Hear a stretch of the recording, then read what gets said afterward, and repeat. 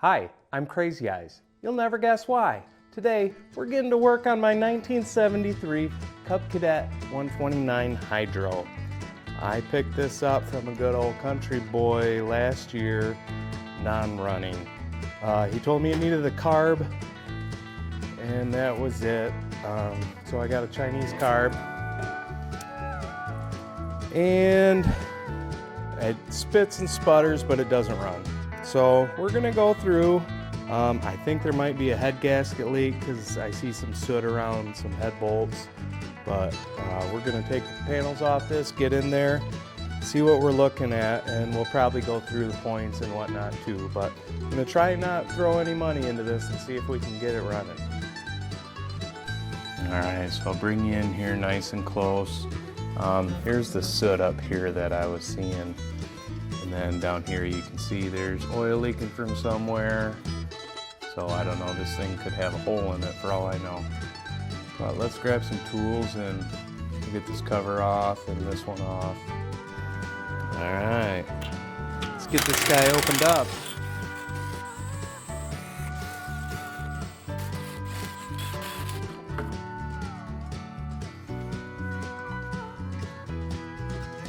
Definitely a head gasket leak. All right, we're gonna see if we can clean this head up just a tickle.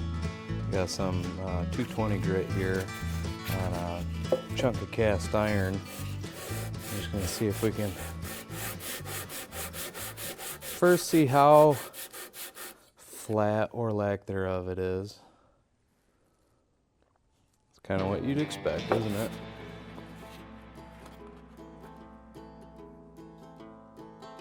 Getting there.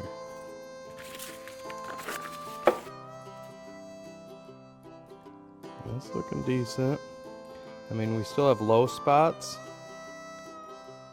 but we're gonna seal good around the combustion chamber. That's the most important thing. I'd like to get a little bit more here though.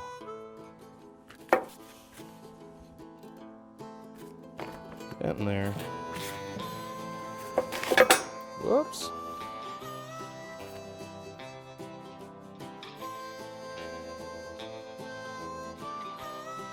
It's looking pretty good, but it's going pretty well, so let's keep going. See how it does. Now, if you go too much, obviously you'll change the compression ratio, because as you remove material, it'll actually make the combustion chamber smaller in the head, which will make it compress the volume of air and fuel even more.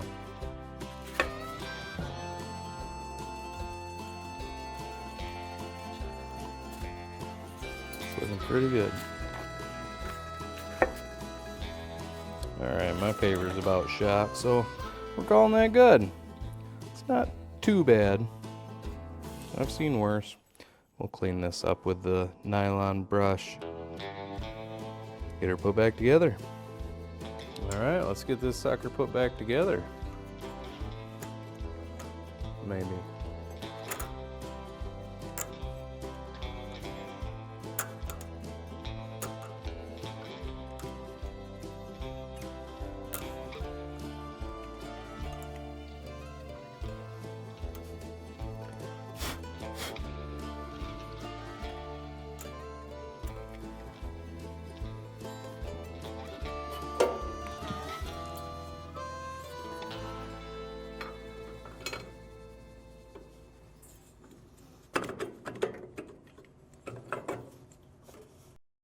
All right, let's get these guys run down.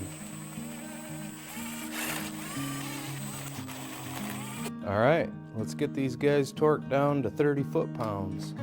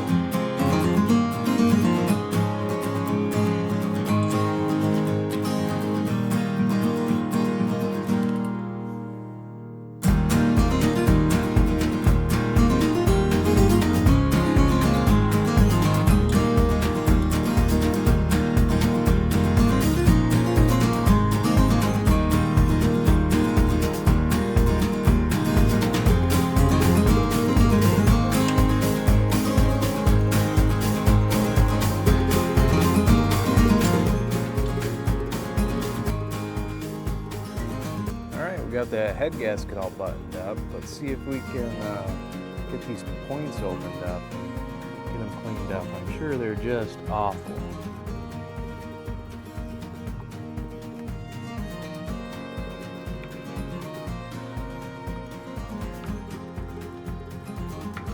Something tells me maybe that screw's not there.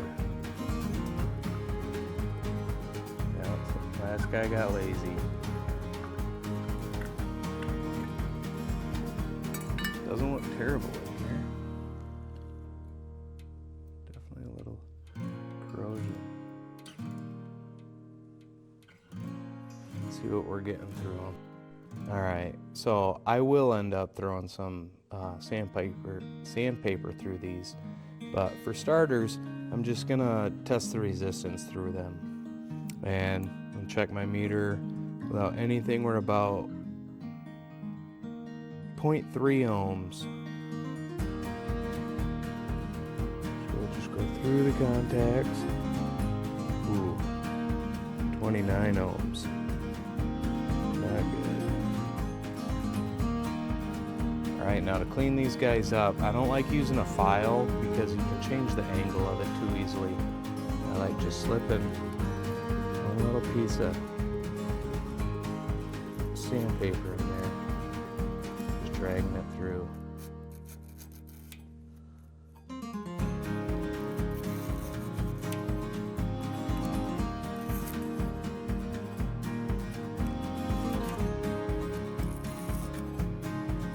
All right, now let's see where we're at. Just with a couple passes.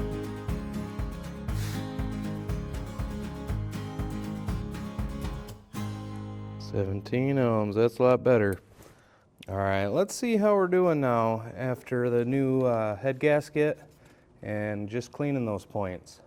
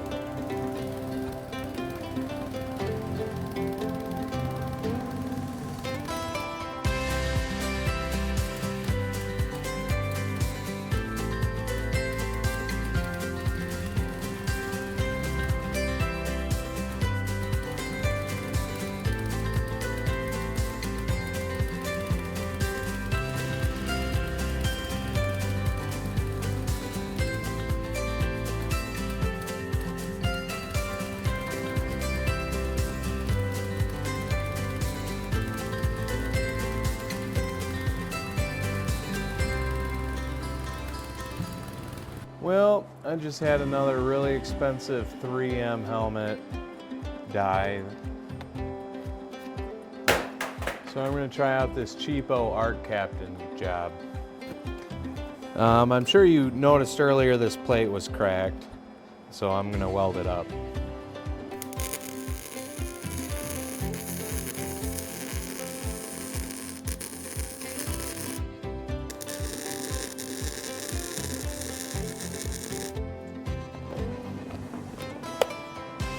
All right, we'll grind that flat, get it painted.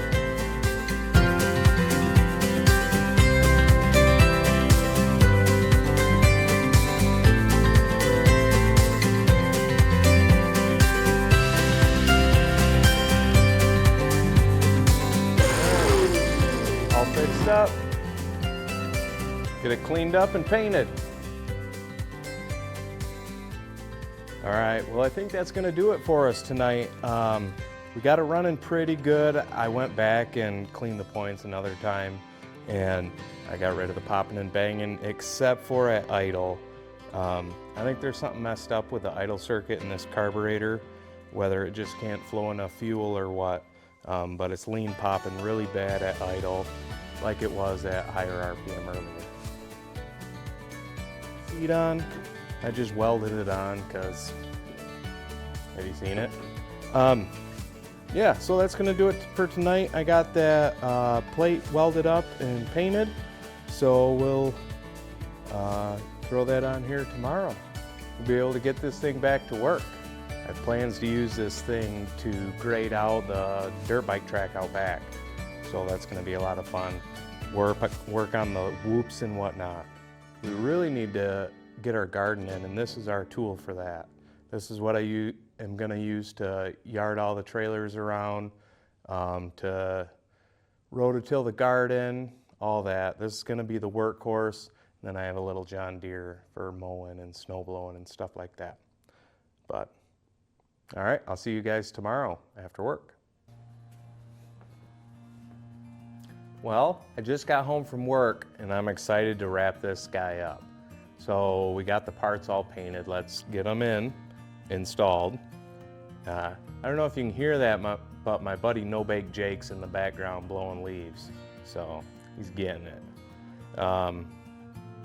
Yeah, let's get this all buttoned up and decide if we want to do anything else.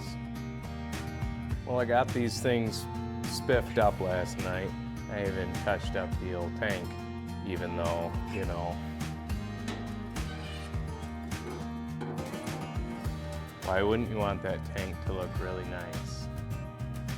But anyway, got our parts painted. They came out nice. They're more blacker than they were, so that's what we were going for. This is the one we welded. Came out fine. So let's throw these on and get this guy buttoned up.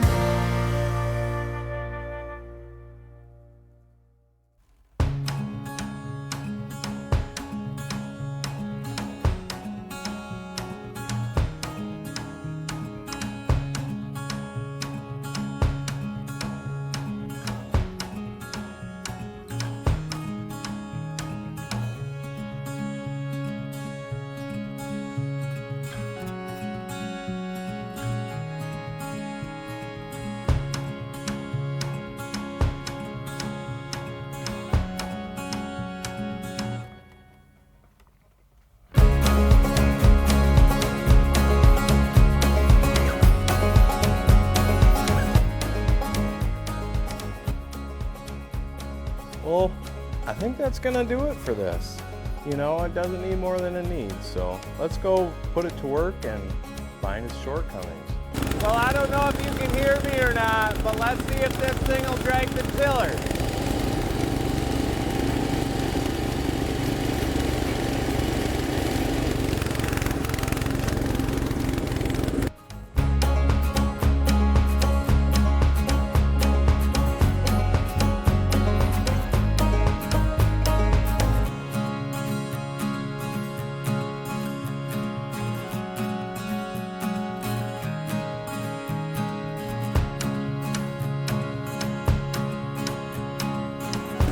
Well, let's try that again now that I figured out the depth.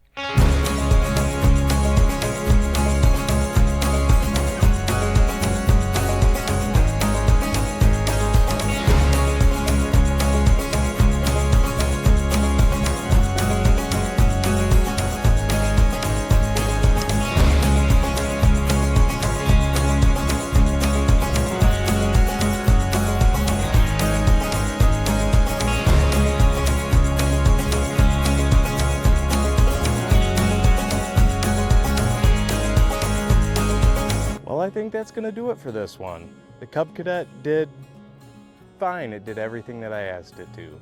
You know, it pushes leaves into the woods for me. It pulls the tiller just fine. So what more could a guy ask for? It'll work fine out on those whoops. It's not a big track, so my 7-year-old will love the new whoops that I built for him. So what do you think? How can I improve? Let me know. I'd love to hear from you. And if you haven't already, consider subscribing and following along with the journey. Have a great day.